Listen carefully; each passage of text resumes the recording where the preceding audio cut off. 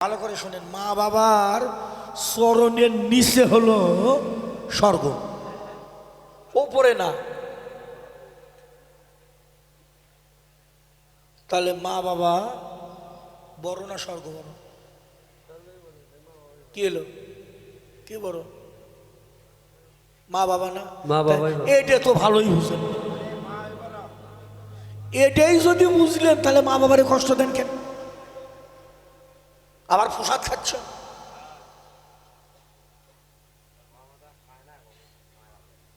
এই যে আমাদের মধ্যে এখন কিছু কি আর কই বাবা, কোলেই দোষ, ভগবান সাজিছে কিছু কিছু মানুষ, ওরা বা মা বাবার হাতেরও খায় না, মনে হয় ভগবানের ছোট ভাইটাই হবে আর কি, মা বাবার হাতের খায় না। যে মা বাবা পৃথিবীতে না থাকলে আমি জগতের মুখ দেখতে পারতাম না, সেই মা বাবা উপর। আমি বহু বই পড়ছি বাবা, আমি আজও পর্যন্ত কোনো দলিল পাইনি, আজও কোনো শাস্ত্র পাইনি যে মা বাবার হাতের খাওয়া যাবে না।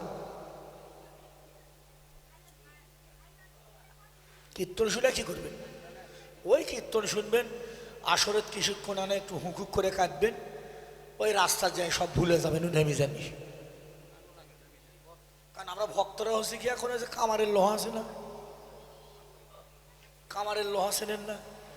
ওই যে যার মধ্যে লোহা পোড়া দেয়, ওই জায়গার নাম কি কয়? আপনাদের এলাকাত কি কয়?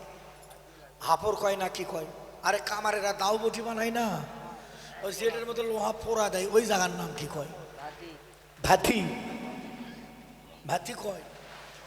আমাদের বগুড়া জেলাতেও ভাতি কয়। একটা একটা লোহা পোড়া দেবেন বাবা, বাবা একটা লোহা পোড়া দেবেন, দেখবেন একেবারে লাল টিকটিকে হয়ে গেছে, হয় না?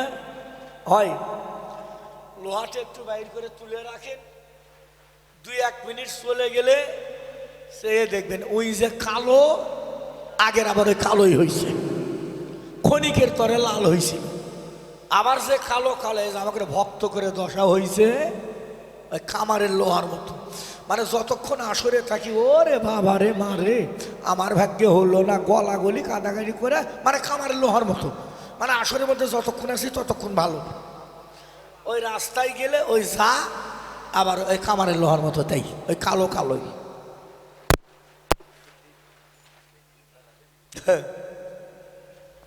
এরকম মন্দির আজকে ভালো ভালো কথা মনে পড়ছে, এরকম মন্দির শাশুড়ি ভাগবত পাঠে যায়, নতুন বউ বিয়ে করে আনছে, বৌমা কয় মা কই যান? কয় মন্দিরে ভাগবত পাঠ হয় মা, ভাগবত পাঠে যাই। মা আমি একটু পাঠে যাব, পাঠে যাবা, চলো। তাহলে বৌমা তাহলে আজকে পাঠে তুমি যাও, আমি ঘরে থাকি, ঠিক আছে। তে বৌমা পাঠ শুনে আইছে, শাশুড়ি আর ওই দিন যায়নি। তে কিছু ওই বাইরে কিছু বাবা মায়েরা বাইরে কিছু ধান নেড়ে দিয়েছে, ধান রোদ্দুরে কিছু ধান নেড়ে দিয়েছে।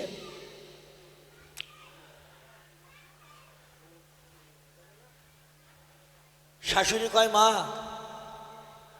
আমি একটু পাশে বাড়ি থেকে আসি, তুমি একটু ধানগুলো দেখো। দেখো যে হাঁস মুগরি ধান এই ধানগুলো না খায়। আচ্ছা মা। ধানগুলো রোদ্দুরে নেড়ে দেওয়া উঠানের মাঝে, শাশুড়ি পাশের বাড়ি গেছে, এই দেখি এ মা এই গল্প করো না, তোমাকে বোঝানোর জন্যই কথাটা বলা।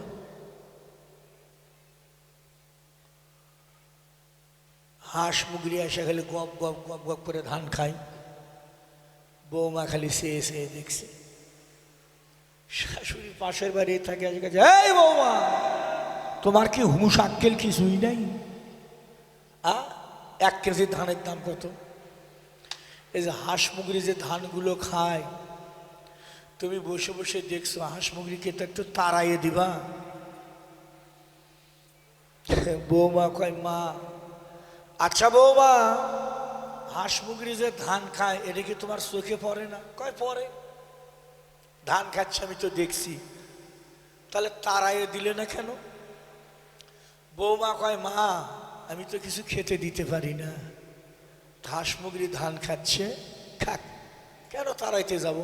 শাশুড়ি কয় বৌমা এটা আবার কি কথা? হাঁস মুরগি ধান খায় তুমি সে এসে দেখছো, তাও তাড়াই দিচ্ছ না, কারণ? কয় মা কোনো জীবকে আঘাত করা যাবে না। শাশুড়ি কয় কি কই শিখলে তুমি? কয় কাল মন্দিরে গেছিলাম, ভাগবত পাঠে পাঠক মশাই কইছে কোনো জীবকে আঘাত করা যাবে না, কাউকে কষ্ট দেওয়া যাবে না। তা হাঁস মুরগি যদি খেদে দেয় তাড়াইয়ে দেয় তাহলে হাঁস মুরগি কষ্ট পাবে না? ওর মধ্যেও তো ভগবান আছে। হরি বল, জয় রাধে, হরি বল, হরি বল। বৌমা কয় হাঁস মুরগির মাঝেও তো ভগবান আছে। হ্যাঁ, গীতায় বলেছে অর্জুন কাউকে আঘাত করো না। বাবা পাঠক মশাই কাল কইছে পাঠে, শুনে আইছি, এই জন্য আমি ধান নাড়িতে বসে আছে, হাঁস মুরগি খাচ্ছে, খাক, আমি ওদেরকে কোনো আঘাত করছি না, কারণ ওদের মধ্যে ভগবান আছে। বৌমা কয়, শাশুড়ি কয় শিখলে কই? কয় যে মন্দিরে পাঠক মশাই পাঠে কইছে। শাশুড়ি কয় বৌমা তুমি মন্দিরের পাট বাড়ি পর্যন্ত আনছো? শাশুড়ি কয় বৌমা মন্দিরের পাট তুমি বাড়ি পর্যন্ত এনেছো? তো বৌমা কয় তার মানে? কয় মন্দিরে পাট সুন্দর, ওই পাট ওখানেই রাখে চলে আসবা, কেউ বাড়ি পর্যন্ত আনে। আচ্ছা এখন দয়া করে আপনাদের কাছে জানতে চাই, ইউটিউব চ্যানেল চলছে, আমার কথাটা সবাই শুনছে, আচ্ছা এবার একটু আপনারা দয়া করে বলবেন, বৌমার পাঠ শোনা ঠিক না শাশুড়ির পাঠ শোনা ঠিক? শাশুড়ি গুলো প্রত্যেক দিনই পাঠ শোনে। শাশুড়ির ঠিক। কারটা ঠিক? শাশুড়ি। বৌমা না শাশুড়ি? শাশুড়ি বৌমা। বৌমা, তা ইডে তো ভালোই বুঝলেন।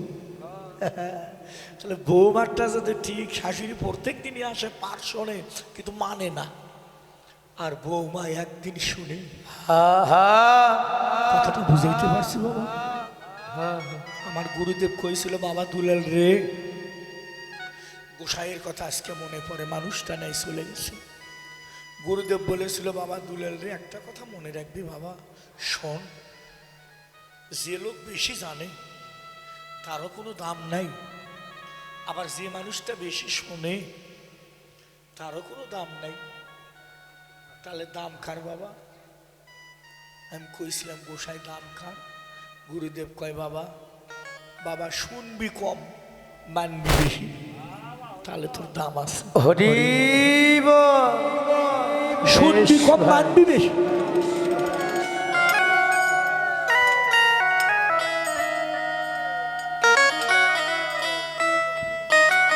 বোঝা গেল মায়ের? আমার কথা বুঝতে পারছো? শোনো কম কিন্তু মানবে বেশি।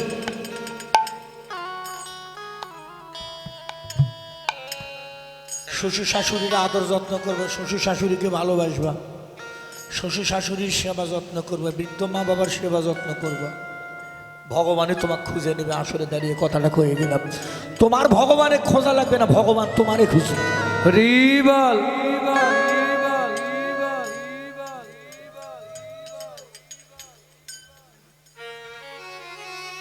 আমরা বুঝি না।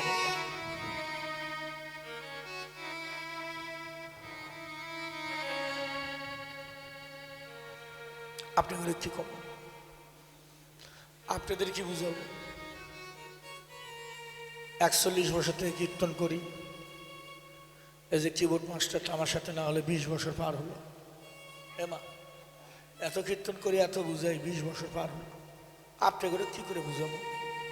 ও কীর্তন করে, কীর্তন শোনে, দোয়ারও করেছে, বাজাচ্ছে, নিজেই মা বাবারে ভাব দেয় না। তে ভূত তো আমার দল এটি আছে, আপনার ঘরে কি করে ঠিক বাবা? হ্যাঁ, ভূত আমার দলে কি আছে, আমার দলই ঠিক করে পাইনি। বীরেন্দা গুরুদেবের কথা বারবার মনে পড়ে রে। গুরুদেব আমাকে কইছিল দুলাল সাধু হবার চাস? আমি কই হ্যাঁ বাবা সাধু হতে চাই। গোসাই বলেছিল সেই দিন, দুলাল শোন বাবা, সাধু যদি হতে চাস বাড়িতে যদি কুকুর থাকে কুকুরটারও সাধু বানাইতে হবে, তবে তুই সাধু। হরি বল, হরি বল। দেখছেন কত বড় মূল্যবান কথা, বেশ ভাই, কত বড় মূল্যবান কথা গোসাই বলেছে যে সাধু হইতে চাইলে বাড়িতে যে কুকুর থাকবে ওইটারও সাধু বানাইতে হবে। আহা,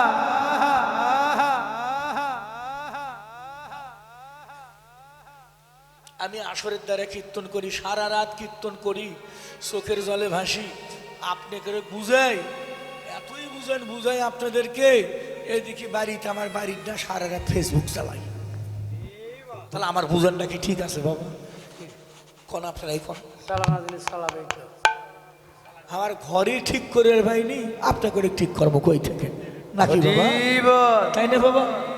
হ্যাঁ, নিজের না চিনে তুমি সাজিলে ধার্মিক, নিজের না চিনে তুমি সাজিলে ধার্মিক, নিজের নাতিনে তুমি সাজিলে ধার্মিক,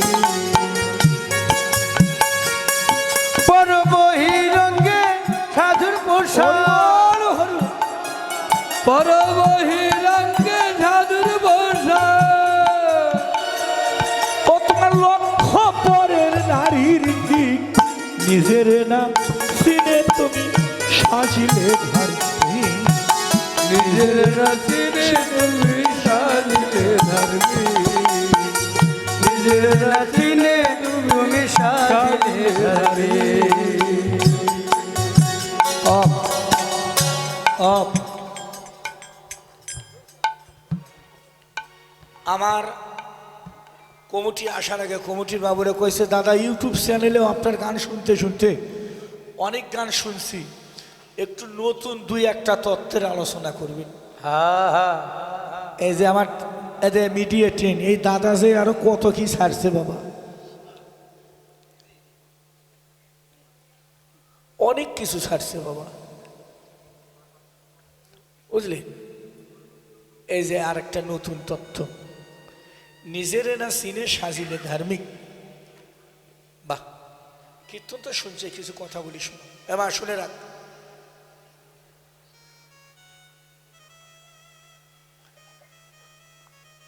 তোমার নাম কি দিদি ভাই? জোরে করে কমেন, কানে আবার কম শুনি। বিথিকা, বিথিকা, তোমার নাম সত্যি? হ্যাঁ, আচ্ছা আচ্ছা, না ঠিক আছে, ঠিক আছে, ঠিক আছে, হ্যাঁ হ্যাঁ হ্যাঁ, আমিও তো নেই কই, আমিও তো ওই কথা শুনবার চাই। তুমি যে বললে যে বিতিকা, আসলে বিতিকা তো তোমার নাম না, বিতিকা তো তোমার মা বাবার একসাথে তোমার নাম বিতিকা, তোমার নামটা কি? হরি বল। ঠিক আছে বাবা, বুঝাইতে পারছি কথাটা? বোঝা গেল?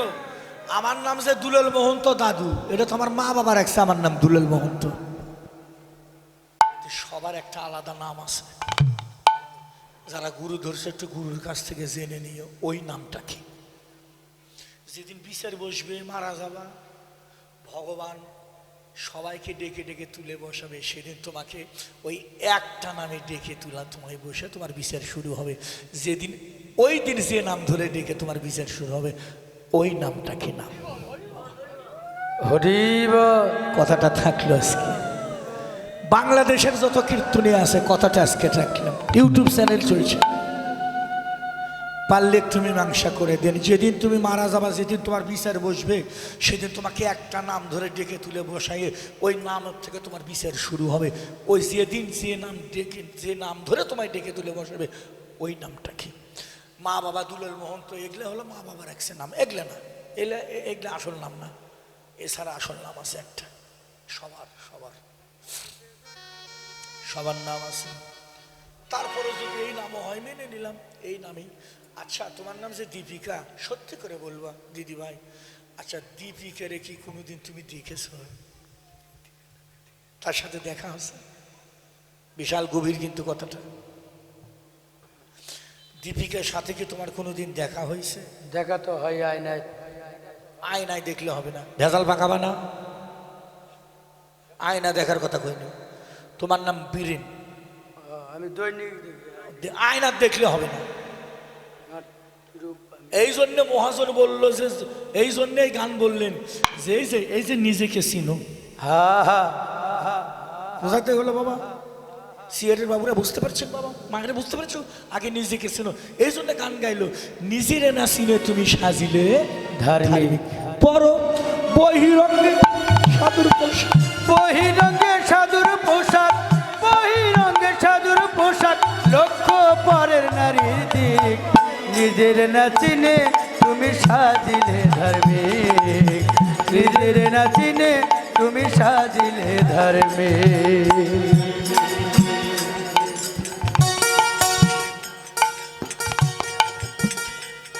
আচ্ছা ভালো করে শোনেন বাবা, গানের অন্তরাগুলো শুনবে ভালো করে, তাহলে বুঝতে পারবে। তিলক মালা বেশভূষাতে সাজিলে সাধু,